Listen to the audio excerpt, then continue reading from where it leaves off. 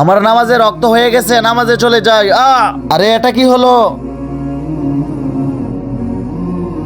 আরে এই বোতলের ভিতরে এটা কি?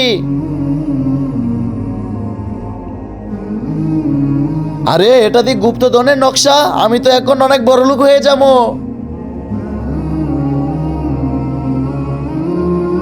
আরে এটাই তো সেই গাছ, এটা নকশার মধ্যে দেওয়া আছে। কেউ আমাকে বাঁচাও, কেউ আমাকে বাঁচাও। আরে বাচ্চা, তুমি এখানে কি করো? ভাইয়া আমি নামাজ পড়তে যাইতেছিলাম, কিন্তু এখানে পরে আটকে যাই। আচ্ছা আমার হাতটা ধরে তাড়াতাড়ি উপরে উঠে আসো। ভাইয়া এই রাস্তা তো বন্ধ, আপনি এখানে কিভাবে আসলেন? আরে বেটা আমি তো আরে আমার হাতের নকশা কোথায় গেল? হে আল্লাহ, আমি আপনার কাছে যাচ্ছিলাম, আমাকে আপনি বাঁচান, আমাকে হেল্প করো। তো বন্ধুরা আমরা বুঝতে পারলাম আল্লাহর কাজ করলে আল্লাহ তাআলা আমাদেরকে এভাবেই সাহায্য করে থাকেন।